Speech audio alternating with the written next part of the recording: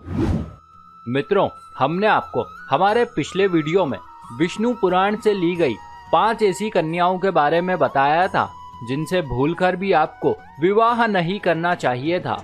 इसी क्रम में आज हम आपको 11 ऐसे पुरुषों के बारे में बताएंगे जिनसे भूलकर भी किसी भी कन्या को विवाह नहीं करना चाहिए, किंतु फिर भी यदि कोई कन्या ऐसा करती है तो बाद में उसे बहुत ही रोना पड़ेगा। तो आइए एक बार विस्तार से प्रकाश डालते हैं उन 11 लड़कों पर। नमस्कार और एक बार फिर स्वागत है आप सभी का आपके अपने वीडियो कलेश यूट्यूब चैनल पर।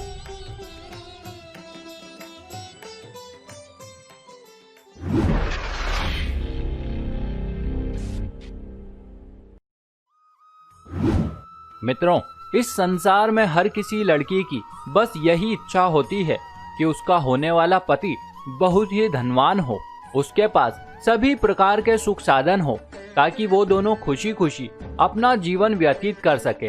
किंतु मित्रों, यदि सांसारिक दृष्टिकोण से देखा जाए तो ये बात सुनने में बहुत ही उत्तम प्रतीत होती है, परंतु व्यवहारिक दृष्टिकोण से बहुत ही अनुचित है।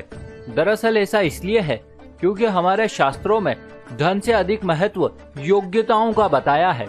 उदाहरणार्थ, यदि किसी व्यक्ति के पास कितनी ही अधिक पैतृक संपत्ति क्यों ना हो, परंतु फिर भी यदि वो अयोग्य है तो बहुत ही जल्द ये संपत्ति उसका साथ छोड़ देगी अथवा वो स्वयं ही उसे अपनी अकुशलता से नष्ट कर देगा। लेकिन दोस्तों, इसके ठीक विपरीत, यदि कोई व्यक्ति कितना ही गरीब क्यों ना हो किंतु वो परिश्रमी है अथवा योग्यता रखता है तो फिर उसे धनवान होने से कोई नहीं रोक सकेगा। इसीलिए मित्रों, यदि कोई लड़की अपने लिए योग्य वर की खोज कर रही है तो उसे चाहिए कि वो वर का चुनाव उसके धन के आधार पर नहीं अपितु उसकी योग्यताओं के आधार पर करे।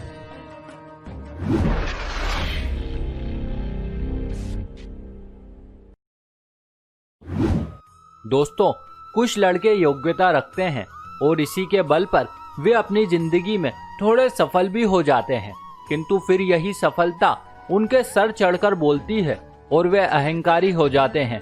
आमतौर पर ऐसे पुरुष महिलाओं को कमजोर और नाकारा समझते हैं। उन्हें लगता है कि संसार में केवल पुरुष ही सब कुछ कर सकते हैं क्योंकि वे कमाते हैं और महिलाएं केवल घर गृहस्थी चलाने तक ही सीमित रहती है। ऐसे लोग आजीवन महिलाओं को अपने पैरों की जूती समझते हैं, जबकि इन मूर्खों को ये पता नहीं है कि हमारी सनातन संस्कृति में महिलाओं को कितना ऊंचा दर्जा दिया गया है। और वैसे भी मित्रों, यदि व्यवहारिक दृष्टिकोण से देखा जाए तो संसार का प्रत्येक पुरुष किसी न किसी रूप में स्त्री पर ही निर्भर है, भले ही वो स्त्री कभी माँ तो कभी मित्र तो कभी पत्नी के रूप में हो। और वैसे भी वर्तमान की कामकाजी महिलाओं ने ये तो प्रमाणित कर ही दिया है कि वे चौका चूल्हा करने से लेकर धन कमाने तक सभी मामलों में पुरुषों से कई गुना अधिक आगे है। किंतु फिर भी मित्रों, जो आदमी जड़ बुद्धि हो चुका हो उसे समझाने का कोई औचित्य नहीं है। अतः कोई लड़की यदि अपने लिए योग्य वर की तलाश में है तो उसे चाहिए कि वो कभी भी किसी ऐसे अभिमानी और अहंकारी पुरुष से नाता ना जोड़े जो महिलाओं को छोटा और तुच्छ समझता हो, अन्यथा उसे जीवन भर पछताना पड़ेगा।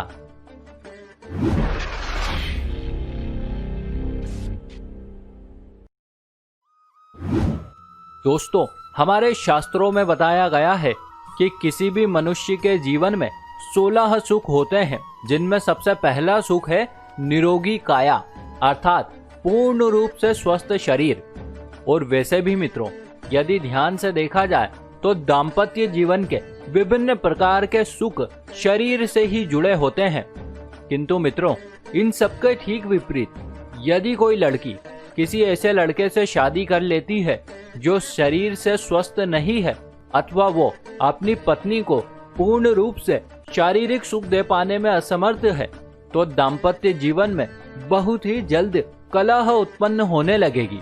अतः मित्रों, किसी भी लड़की को चाहिए कि वो किसी ऐसे वर का चयन करे जो पूर्ण रूप से स्वस्थ हो अथवा कुछ विशेष परिस्थितियों में यदि वर आंशिक रूप से विकलांग हो तो भी चल सकता है, किंतु रोगी तो बिल्कुल भी नहीं होना चाहिए।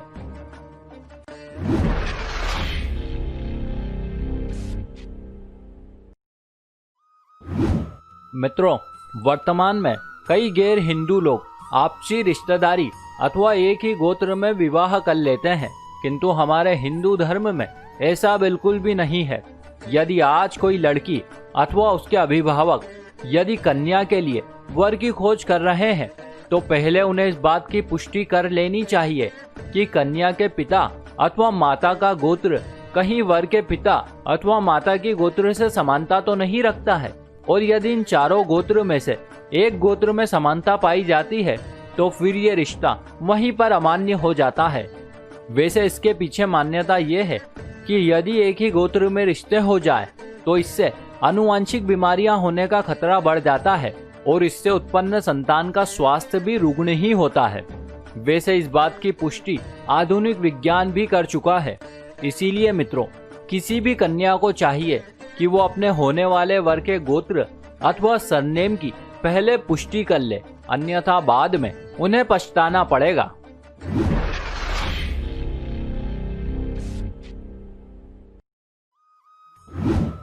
मित्रों, किसी भी लड़की को चाहिए कि वो किसी ऐसे लड़के से विवाह ना करें जो वर्तमान में विद्या अध्ययन कर रहा हो, क्योंकि जो व्यक्ति शिक्षा ग्रहण कर रहा है जरूरी नहीं है कि शिक्षा पूरी होने के बाद वो सफलतापूर्वक अपने दाम्पत्य जीवन का निर्वाह भी कर पाएगा। हो सकता है कि वो लड़का निकम्मा तथा आवारा किस्म का हो। अपितु कई बार तो ये भी देखा गया है कि जो लोग थोड़े कम पढ़े लिखे होते हैं, भले ही वो थोड़ा कम कमाते हैं, किंतु वो अपनी पत्नी अथवा परिवार की देखभाल बहुत ही अच्छे ढंग से करते हैं।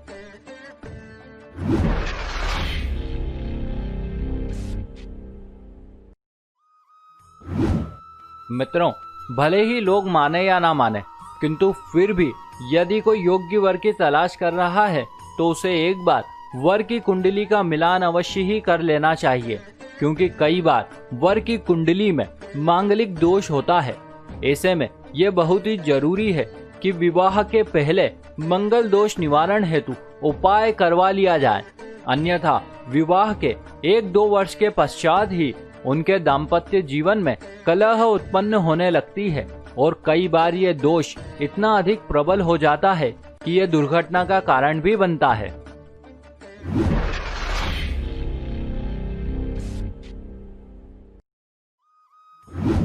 मित्रों, यदि लड़का बहुत ही झूठा अथवा अपशब्द बोलने वाला अथवा कटुभाषी हो तब भी उसके साथ विवाह नहीं करना चाहिए, क्योंकि हमारे शास्त्रों में वाणी का बहुत ही अधिक महत्व बताया गया है। कहते हैं मनुष्य की वाणी में माँ सरस्वती वास करती है और माँ सरस्वती के आशीर्वाद से ही मनुष्य को समस्त प्रकार के ज्ञान और कला की प्राप्ति होती है। अतः जिस मनुष्य की वाणी शुद्ध ना हो वो किसी भी रूप में प्रसन्नचित स्वभाव का नहीं है। हो सकता है कि आप में से बहुत से लोग इस बात का खंडन करें और कहे कि लड़के की वाणी थोड़ी कर्कश है, किंतु वो दिल का बहुत ही अच्छा है। लेकिन मित्रों, भले ही वो दिल का कितना ही अच्छा क्यों ना हो, परंतु कभी ना कभी वो अपनी वाणी से आपके मन को अवश्य ही दुखी करेगा।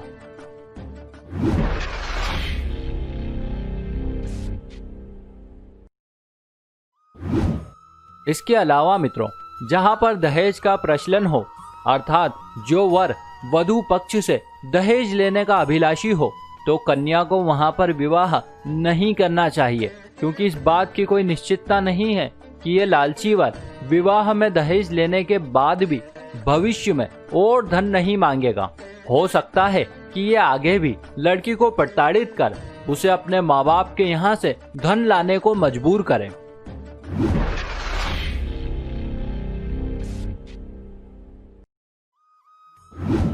मित्रों, हमारे शास्त्रों में हम मनुष्यों के लिए ब्रह्म मुहूर्त में जागना अति आवश्यक बताया गया है, किंतु वर्तमान में बहुत से लोग अपनी आधुनिक जीवन शैली के कारण इस नियम का पालन नहीं कर पाते हैं और देर तक सोते रहते हैं। किंतु फिर भी मित्रों, किसी आदर्श व्यक्ति को चाहिए कि वो सुबह पहले उठे और अपने नित्य कर्मों से निवृत्त होकर व्यायाम आदि करे। तत्पश्चात अपने कार्य में संलग्न हो जाए। परंतु इस सब के ठीक विपरीत यदि कोई व्यक्ति ऐसा नहीं करता है तो ना ही वो शरीर से स्वस्थ रहेगा और ना ही वो अपने दाम्पत्य जीवन का निर्वाह कर पाएगा। इसीलिए कन्या को चाहिए कि वो ऐसे आलसी लड़के से विवाह करने से बचे जो देर तक सोता हो।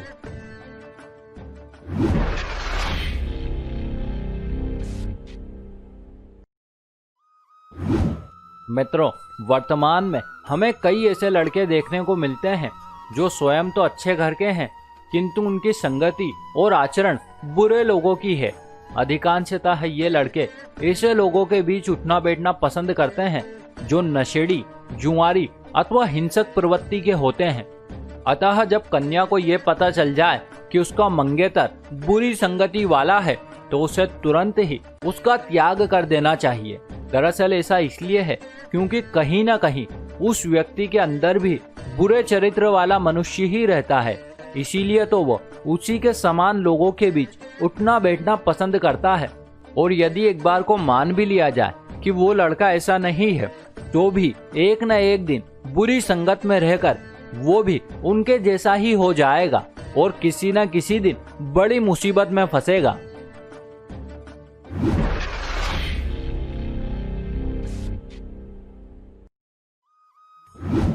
मित्रों, श्रीमद् देवी भागवत पुराण में बताया गया है कि जिस लड़के को संगीत में रुचि ना हो अर्थात संगीत सुनकर जिसके मन में कोई हलचल ना हो, ऐसे वर का कन्या को त्याग कर देना चाहिए। क्योंकि मित्रों, अब तक जितने भी ऋषि महर्षियों ने नारी के प्रकृति अथवा मनोवृत्ति को जाना है, उन्होंने लिखा है कि नारी अत्यंत ही भावुक और कोमल चरित्र वाली होती है। भले ही वो ऊपरी तौर पर कैसा ही आचरण करे किंतु उसके अंदर प्रेम कूट कूट कर भरा होता है।